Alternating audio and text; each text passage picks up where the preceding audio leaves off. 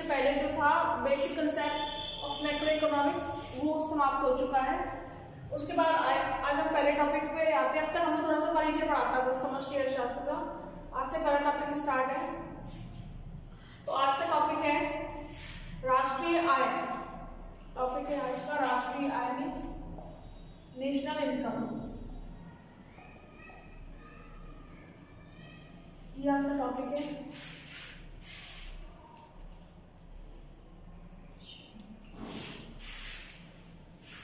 तो राष्ट्रीय आय कहते किसे हैं? राष्ट्रीय आय इंग्लिश में नेशनल इनकम। तो एक देश के सभी सामान्य निवासियों द्वारा, जितने भी लोग एक देश में रहते हैं, एक वर्ष की अवधि में अर्जित यानी कमाई हुई कुल साधन आय का जोड़, अर्थात एक लेखा वर्ष। लेखा वर्ष मतलब एक वर्ष। लेखा वर्ष कैसे होता है? लेखा वर्ष चालू होता है 1 अप्रैल से 31 मार्च। ठीक है, 1 अप्रैल से 31 मार्च को बोलते हैं एक लेखा वर्ष, क्योंकि यहीं से अपना क्या बजट चालू होता है नया साल का, है ना। तो 1 अप्रैल से 31 मार्च ही होता है एक लेखा वर्ष। इसी के बेस पर निकालते हैं राष्ट्रीय आय। तो अर्थात एक लेखा वर्ष के दौरान एक देश के निवासियों द्वारा अर्जित कुल साधन आय ही नेशनल इनकम है, यानी कि राष्ट्रीय आय है। इस परिभाषा को समझो। एक देश यानी जिस देश के बारे में हम बात कर रहे हैं, तो हम भारत का ही पढ़ रहे हैं। भारत का पढ़े तो भारत के बारे में समझ लो, ये सब भारत के बारे में। एक देश के सभी सामान्य यानी भारत के सभी देशों के लिए यही डेफिनेशन है, लेकिन हम भारत के संदर्भ में पढ़ रहे हैं तो मैंने इसलिए बताया। एक देश के सभी सामान्य निवासियों द्वारा एक वर्ष की अवधि में, यानी राष्ट्रीय आय की गणना कैसे हो रही है? एक वर्ष की अवधि में, एक वर्ष का समय ले रहे हैं, कमाई हुई कुल साधन आय। अब साधन आय का मतलब क्या हुआ? साधन मैंने आपको बताए हैं। साधन आय क्या होती है? साधन कौन कौन से उत्पादन के? भूमि, पूंजी, श्रम, साहसी और संगठन। संगठन एक तरीके से श्रम में ही आ जाता है, क्योंकि संगठन जो प्रबंधन होता है वो भी तो काम ही करता है। ठीक है, लेबर क्लास में तो नहीं होता, लेकिन फिर भी संगठन उसी में आ जाता है। संगठन, 5वां संगठन। तो कह रहे हैं कि साधन आय का जो होता है, यानी इन साधनों को जो आय मिलती है। भूमि को क्या आय मिलती है? भूमि को मिलता है लगान या रॉयल्टी। पूंजी को क्या मिलता है? ब्याज मिलता है। पूंजी पर ब्याज मिलता है। पूंजी पर लाभांश भी प्राप्त होते हैं। श्रमिकों को क्या मिलती है? मजदूरी। संगठन को क्या मिलता है? वेतन। ये भी वेतन ही तो होता है एक तरीके से, इसलिए मैंने बोला कि ये एक ही समझो। या तो 5 साधन कर लो या फिर 4, इसमें अगर ये मिला दो तो। साहसी को क्या मिलते हैं? लाभ। हानि भी हो सकती है तो हानि हो सकती। तो इन सब की आय का जो जोड़ होता है, साधन आय का शुद्ध जोड़ क्या होता है? राष्ट्रीय आय होता है। तो राष्ट्रीय आय की अब देखते हैं राष्ट्रीय आय की अवधारणा कौन कौन सी है। राष्ट्रीय आय की अवधारणा मतलब ये राष्ट्रीय आय के कुछ भाग हैं, लेकिन इनमें शुद्ध कौन सा है? एकदम हम यहाँ से निकालते हुए चलेंगे, जो लास्ट में हमें प्राप्त होती है ये होती है राष्ट्रीय आय। एकदम शुद्ध रूप राष्ट्रीय आय। राष्ट्रीय आय का एकदम शुद्ध रूप। तो राष्ट्रीय आय की 8 अवधारणाएं हैं। 2 क्षेत्रों में हम लेके चल रहे हैं, घरेलू क्षेत्र में और राष्ट्रीय क्षेत्र में। In domestic sector and national sector. ठीक है, तो घरेलू क्षेत्र में सबसे पहले आती है GDP MP. GDP MP, MP का मतलब होता है market price. Market price in Hindi हम क्या बोलेंगे इसको? बाजार कीमत। और एफसी क्या होता है? Factor cost. फैक्टर कॉस्ट मतलब साधन की कीमत है। साधन की क्या कह सकते हैं? लागत। ठीक है, ये सब में ये एमपी, एफसी, एमपी, एफसी और एमपी और एफसी। ठीक है, तो जीडीपी एमपी इसका मतलब क्या हुआ कि gross domestic production on market price, यानी कि बाजार कीमत पर सकल घरेलू उत्पाद, बाजार कीमत पर सकल घरेलू उत्पाद, इसका मतलब gross domestic production on FC यानी फैक्टर कॉस्ट, यानी कि साधन लागत पर सकल घरेलू उत्पाद या उत्पादन।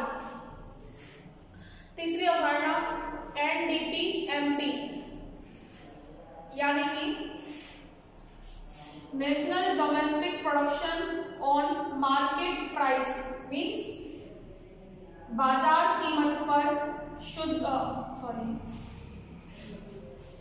एक सेकंड, नेशनल नहीं है, नेट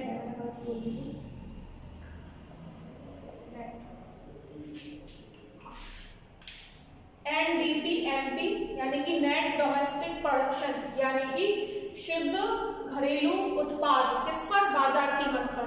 तो बाजार कीमत पर शुद्ध घरेलू उत्पादन। और चौथा है साधन लागत पर शुद्ध घरेलू उत्पाद। नेक्स्ट ये चार अवधारणाएं ये घरेलू क्षेत्र में पढ़ने वाले हैं। और राष्ट्रीय क्षेत्र में कौन कौन सी अवधारणाएं हैं? GNP MP, GNP FC, NNP MP, NNP FC. MP means वही मार्केट प्राइस यानी कि बाजार कीमत पर, और एफसी मीन्स फैक्टर कॉस्ट यानी कि साधन लागत पर। तो जीएनपी एमपी का मतलब क्या हुआ? इसकी फुल फॉर्म देखो, ग्रॉस नेशनल। तो इसमें इसको याद करने का क्या तरीका है? इसमें जो डी चल रहा है ना बीच में, वो डोमेस्टिक यानी घरेलू क्षेत्र में, और ये नेशनल राष्ट्रीय क्षेत्र में चल रहा है। बाकी सेम मीनिंग है, gross gross, net net, production production production, ठीक है। और एमपी और एफसी तो मैंने बताया तो बाजार कीमत पर और साधन लागत पर। तो जीएनपी एमपी यानी कि बाजार कीमत पर सकल राष्ट्रीय उत्पाद।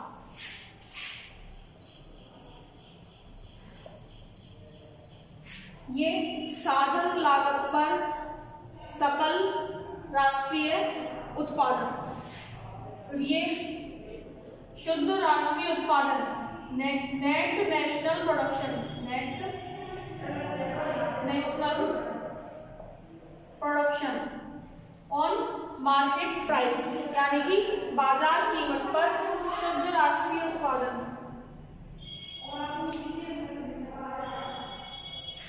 और ये साधन लागत पर शुद्ध राष्ट्रीय उत्पादन। अब ये तो मैंने ब्रीफली आपको बता दिया कि 8 अवधारणाएं की फुल फॉर्म इस तरीके से है और ये सब है। अब हम बारी बारी से सबको पढ़ने वाले हैं। ओके, एक और बार देख लो।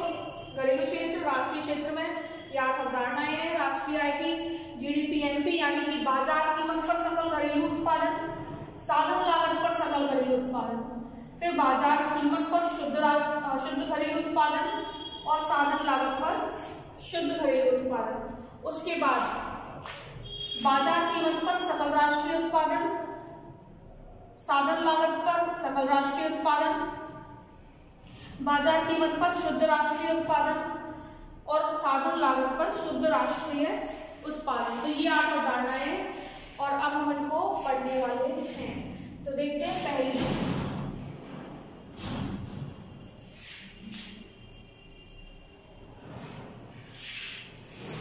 पहली है जीडीपी एमपी।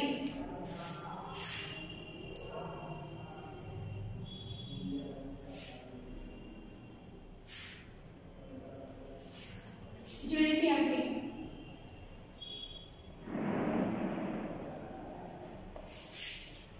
देखो, जीडीपी एमपी यानी कि सकल घरेलू उत्पादन।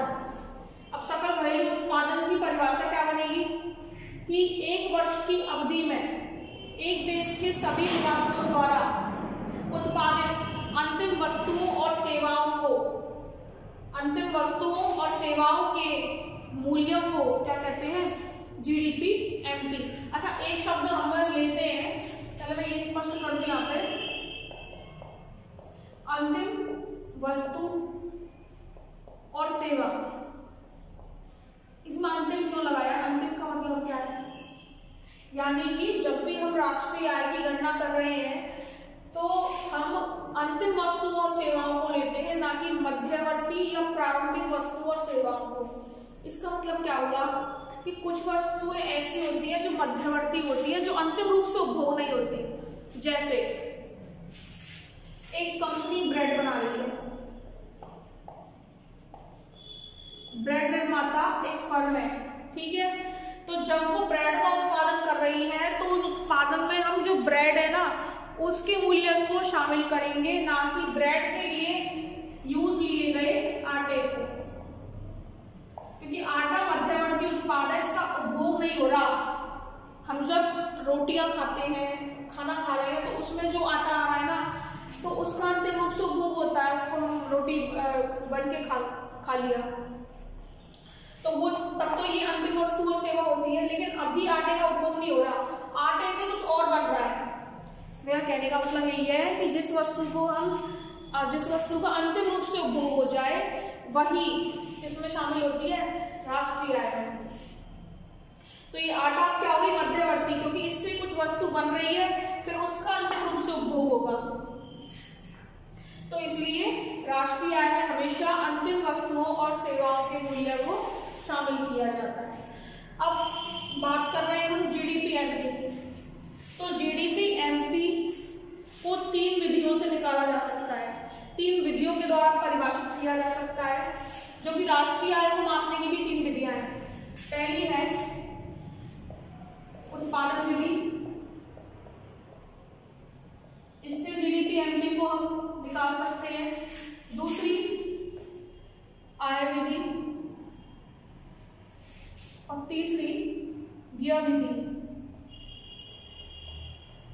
Production method, income method, expenditure method, ठीक है। ये 3 विधियां हैं। अब देखो उत्पादन विधि से जीडीपी एमपी की गणना हम कैसे करेंगे।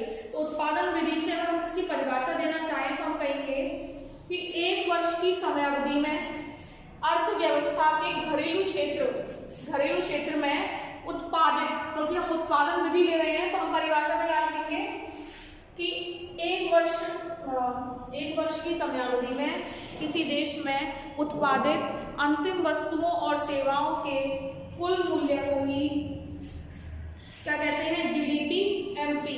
तो इसमें कौन कौन सी वस्तुएं और सेवाएं शामिल की जाती हैं। एक तो वे वस्तुएं जिनका अंतिम रूप से, वे वस्तुएं और सेवाएं जिनका अंतिम रूप से उत्पादन मतलब उपभोग किया जाता है, तो वो।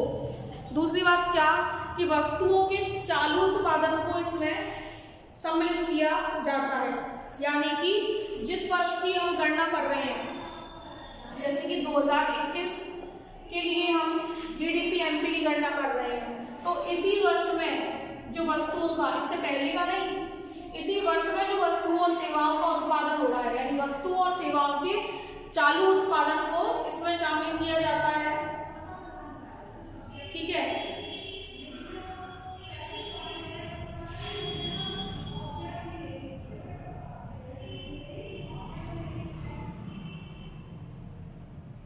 और सेकंड हैंड वस्तुओं सेवाओं के निर्माण के जो विक्रय होता है उन्हें जीडीपी में शामिल नहीं किया जाता।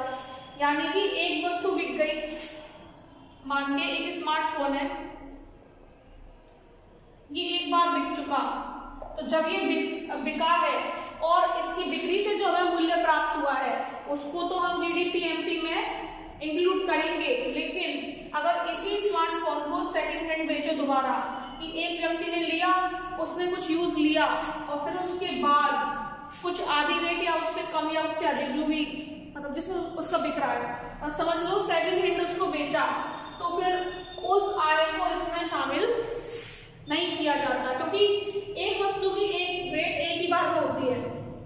भाई समझो आप, अगर एक निर्माता ने कोई स्मार्टफोन ये इतनी रेंज में इतनी रेट का बनाया है ना, और इसने बेच दिया, तो इस व्यक्ति ने मतलब उसने अपनी सब लागत लगा के इतने में बेच दिया, तो इस स्मार्टफोन की जो लागत है, जो उत्पादन व्यय, सब तो इतना ही है ना, तो ये एक बार प्राप्त हो गया। अब इसको दूसरी तीसरी बार कितनी भी बार बेचो करो, उसको इसमें शामिल नहीं करते, ठीक है। फिर नेक्स्ट है, ये मैंने बताया कि इसमें अंतिम वस्तुओं और सेवाओं को शामिल किया जाता है, मध्यवर्ती वस्तुओं को नहीं, जिनका बीच में उपभोग किया जाए। बीज का उपभोग मैंने आपको बताया, जैसे मैंने आटे ब्रेड बताया। कच्चा माल ले लो, कच्चा माल अगर बिक जाए तो उससे जो प्राप्त आय उसको इसमें शामिल नहीं करेंगे। किसको शामिल करेंगे? कच्चा माल है, गन्ना है, ठीक है, गन्ना। लेकिन गन्ना अगर हम किसी मिल को बेच रहे हैं, चीनी मिल को, तो फिर गन्ने के जो प्राप्त आय है ना उसको इसमें शामिल नहीं करते। किसको करेंगे? तो गन्ने से अभी क्या बन रही है? चीनी। तो जब चीनी बिकेगी तो उस उत्पादन के मूल्य को इसमें शामिल करेंगे। ठीक है, नेक्स्ट दूसरी बात, अगर घरेलू सीमा में कोई विदेशी साधन भी कार्य कर रहा है, घरेलू सीमा में कोई विदेशी साधन भी कार्य कर रहा है, उसकी आय को भी इसमें शामिल करते हैं। ठीक है, कि कोई व्यक्ति आया, कोई व्यक्ति अपने, ये मान लो कि अपने भारत में आया, अपने भारत में आया वो नौकरी करने, तो उसकी आय उत्पादन उसको भी इसमें शामिल किया जाता है। तभी तो ये राष्ट्रीय आय का शुद्ध रूप नहीं है। राष्ट्रीय आय का शुद्ध रूप कौन सा है? जो 8वें नंबर पे निकल के आएगी ना, NNPFC, इसी को बोलते हैं राष्ट्रीय आय। सब कट पिट के सब लॉस वगैरह सब निकाल के आएगी। इसमें तो विदेशी व्यक्ति जो यहाँ पे काम कर रहे हैं उनकी आय को भी, या विदेशी साधन जो यहाँ पे काम कर रहे हैं उसकी आय को भी इसमें शामिल किया जाता है।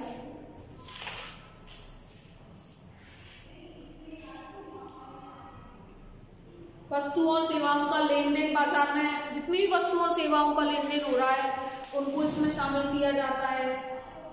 तो आप समझ गए होंगे। और इसमें शामिल क्या नहीं किया जाता? इसमें काले बाजार की क्रियाएं, अवैधानिक आर्थिक क्रियाएं यानी गैर कानूनी, जिन्हें कानूनी मान्यता प्राप्त नहीं है, अगर ऐसी कुछ मान्यता, और वैसे भी वो कैसे शामिल की जाएंगी? क्योंकि उनके डेटा तो होते ही नहीं अपने पास, वो तो काला बाजारी होती है ना, कि जैसे किसी एक्सपायरी डेट की वस्तु को रख लेना और दूसरी वस्तु को निर्माण करके बेच देना। तो ये कुछ गुप्त कार्य होते हैं, अवैधानिक होते हैं, गैर कानूनी होते हैं, जिन्हें चुप चुप के ही अंजाम दिया जाता है। तो ऐसी चीजों को इसमें शामिल, काले बाजार की क्रियाएं, चोर बाजार की क्रियाएं, अवैधानिक आर्थिक क्रियाएं, गैर विपणन वस्तुएं, जिन्हें बेचने, गैर विपणन वस्तु क्या? जिन्हें बेचने की अनुमति सरकार के द्वारा प्राप्त नहीं है, उनको भी इसमें शामिल नहीं किया जाता है। ठीक है, तो ये उत्पादन विधि से GDP MP इस तरीके से मापते हैं। नेक्स्ट देखो,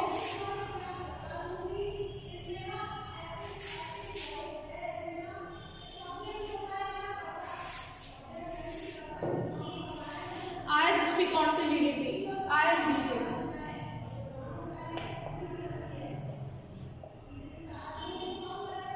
आय विधि से, जैसे उत्पादन विधि में वस्तुओं और सेवाओं के अंतिम उत्पादन को शामिल किया जा रहा था, वैसे आय विधि में वस्तुओं और सेवाओं से प्राप्त अंतिम आय को शामिल किया जाता है।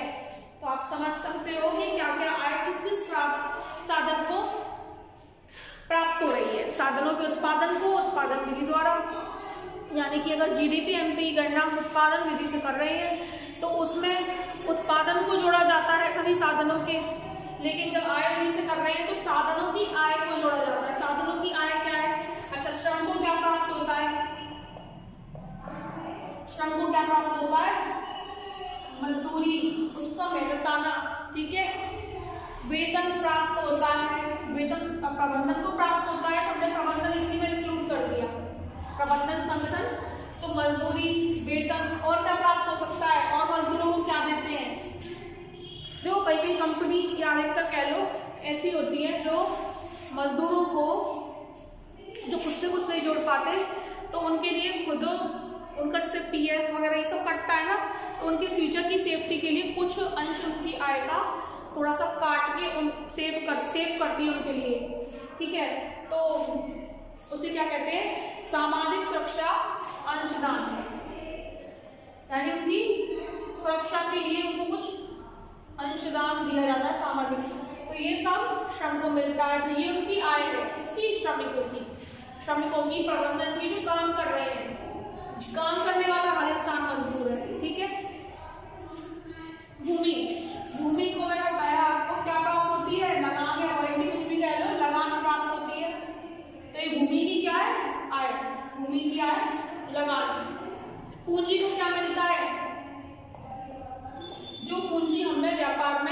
की है मीन्स लगाई है, उसको क्या मिलता है?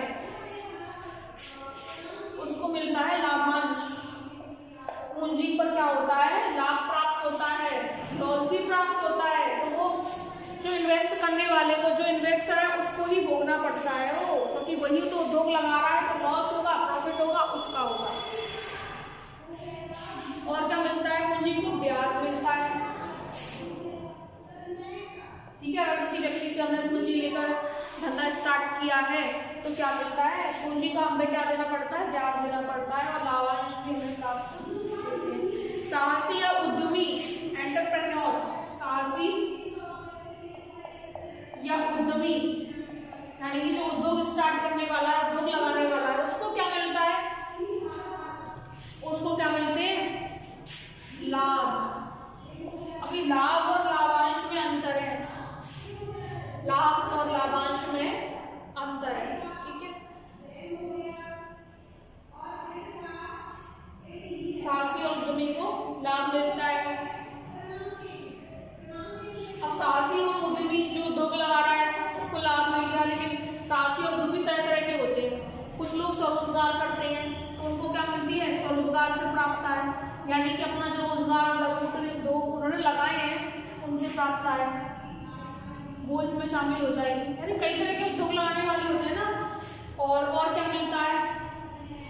मैंने बताया है इनको बेचारों को क्या लाभ भी होगा, तो लॉस भी नहीं, रेंट करनी पड़ती है। तो और मूल्य ह्रास यानी हानि जो होती है मशीनों की। अब जैसे कभी कभी होता है ना कि धंधा नहीं चल रहा, लेकिन मशीनें तो ऑलरेडी फैक्ट्री में होती है, भूमि ऑलरेडी लगी होती है। ऐसा थोड़ी है कि धंधा नहीं चल रहा, ले भाई तू रख ले, तेरी जमीन तू रख ले, ऐसा तो होता नहीं है। जमीन का तो किराया भाड़ा सब भोगना ही पड़ता है ना, चुकाना ही पड़ता है। और पूंजी निवेश कर दी, उसे वापस नहीं ले सकते, तो देन क्या होगा? जो मूल्य ह्रास है। अब रखी रखी मशीनें, ऐसा तो नहीं है मशीनें जब रखी हैं चाहे उन पर काम हो रहा है चाहे नहीं हो रहा, लेकिन उनका जो खर्चा है, जैसे उनको उनकी घिसावट आती है, खराब हो जाते हैं उनके प्रोजेक्ट, तो उनके जो रख रखाव का जो भी खर्चा है वो सब भोगना ही पड़ता है। तो मूल्य ह्रास वो भी उसको प्राप्त होते हैं। मूल्य ह्रास में क्या आ जाता है? मूल्य ह्रास किस तरीके से होता है? एक तो स्थायी पूंजी को, स्थायी पूंजी क्या होती है? जैसे मशीनरी मैंने बताया जो कि स्थिर है ना, गतिशील नहीं है, तो उस पूंजी पर भी उपभोग, क्योंकि रखी रखी मशीन भी क्या है, उसकी भी रख रखाव के लिए खर्चा करना पड़ता है, तो स्थायी पूंजी उपभोग। और पूंजी उपभोग व्यय यानी कि अन्य जो खर्चे होते हैं पूंजी से जो चल होते हैं, एक तो स्थिर एक गतिमान, तो वो पूंजी उपभोग व्यय भी मूल्य ह्रास में ही शामिल होते हैं। ये तो नहीं है ना कि उत्पादनकर्ता उत्पादन कर रहा है तो उसे लाभ ही लाभ होंगे, ऐसा तो नहीं है। पहले तो कच्चे माल में पूंजी लगाओ, सब में लगाओ, उसके बाद अगर कुछ बचता है सब निकाल के लागत, तो उसको लाभ माना जाता है, तो मूल्य ह्रास ना।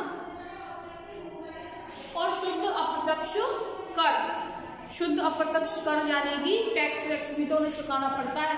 अब शुद्ध अप्रत्यक्ष कर क्या होते हैं? शुद्ध अप्रत्यक्ष कर क्या होते हैं? यानी कि जो अप्रत्यक्ष कर है, अप्रत्यक्ष कर में से अगर सब्सिडी को हटा दिया जाए, सब्सिडी क्या होता है? अनुदान जो सरकार देती है ना, तो उस अनुदान को हमें हेल्थ के रूप में प्राप्त होता है सब्सिडी, तो उस अनुदान को अगर निकाल दिया जाए तो ये हमारी शुद्ध अप्रत्यक्ष कर यानी कि जो हमें सरकार को देने होते हैं वो निकल के आ जाते हैं। भाई सरकार हमें अनुदान दे रही है, हमें सरकार को कर चुकाना है, तो कर में से तो ऐसा भी तो होता है ना कि अब कर की राशि ज्यादा है तो हम ऐसे तो कह सकते हैं उसको लेने की जगह अनुदान को हम क्या कहेंगे कि कर में से काट लो, उनको देना है, हमको देना है, उनको भी कुछ देना है, उनको कम देना है, तो हम यही तो कहेंगे कि काटा पीटी करके जो बच रहा है वो ऊपर का आप ले लो। तो ये क्या हो गया? शुद्ध अप्रत्यक्ष कर। शुद्ध अप्रत्यक्ष कर क्या हो गए? अप्रत्यक्ष कर माइनस अनुदान इज इक्वल टू क्या हो गया? शुद्ध अप्रत्यक्ष कर। इनडायरेक्ट टैक्सेस यानी कि STI, इनडायरेक्ट टैक्स यानी कि अप्रत्यक्ष कर में से अगर अनुदान सब्सिडी को हटा दिया जाए तो ये क्या कहलाता है? शुद्ध अप्रत्यक्ष कर। तो ये तो शामिल होता है साहसी और उद्यमी की आय। तो इन शॉर्ट अगर हम लिखना चाहें कि आय विधि से GDP MP क्या है, तो हम क्या लिखेंगे? GDP MP किससे जिससे आय विधि से माप रहे हैं, तो क्या लिखेंगे, तो सबकी आय को हम जोड़ देंगे। यही तो जीडीपीएमपी है क्या, आय विधि से समस्त साधनों को प्राप्त होने वाली आय का कुल जोड़।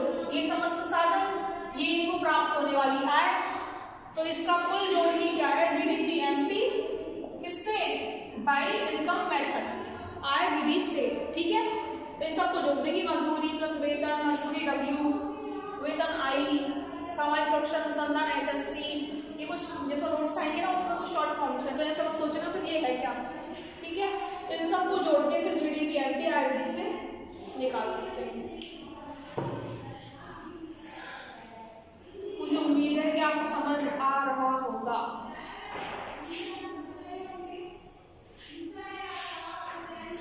उसके बाद तीसरी मेथड क्या है, व्यय विधि। व्यय दृष्टिकोण या व्यय विधि से, तो मैंने उत्पाद विधि से बताया कि अंतिम उत्पादन को जोड़ लिया जाता है, साधन आय विधि से बताया साधनों को प्राप्त होने वाली अंतिम आय को जोड़ लिया जाता है। तो व्यय विधि से बताना क्या आएगा, क्या आएगा, व्यय विधि में हमारे सारे व्यय आ जाएंगे। तो व्यय कौन किस किस रूप में करते हैं हम, यानी कि एक वर्ष में समस्त उत्पादक, उपभोक्ता, सरकार सभी के द्वारा किए जाने वाले कुल व्यय का जोड़ ही क्या है, व्यय विधि से जीडीपीएमपी।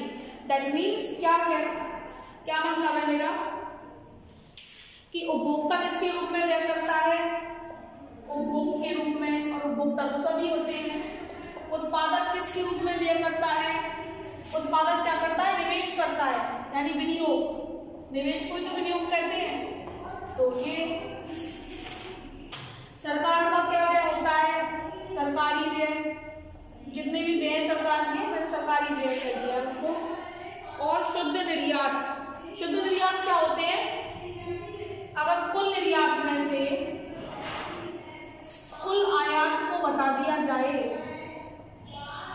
कुल निर्यात में से कुल आयात को, एक्सपोर्ट में से इंपोर्ट को घटा दिया जाए, तो शुद्ध निर्यात प्राप्त होते हैं। तो शुद्ध निर्यात को भी इसमें शामिल किया जाता है। तो व्यय विधि से जीडीपीएमपी क्या होती है, परिभाषा के रूप में एक देश के सभी निवासियों, कौन कौन से उत्पादक, उपभोक्ता, सरकार सभी के द्वारा किए जाने वाले अंतिम रूप से व्यय को क्या कहते हैं, व्यय विधि से जीडीपीएमपी, यानी हम इसको इस तरीके से लिख सकते हैं। तो ये हुआ जीडीपीएमपी, यानी कि क्या, बाजार कीमत पर सकल घरेलू उत्पाद। ठीक है, इसके बाद है साधन लागत पर सकल घरेलू उत्पाद, जिसको हम पढ़ने वाले हैं नेक्स्ट क्लास में। उससे पहले इसको पढ़ना, नोट्स को पढ़ना, और कुछ दिक्कत आए तो मुझे अभी मैसेज या कमेंट कर देना। ठीक है।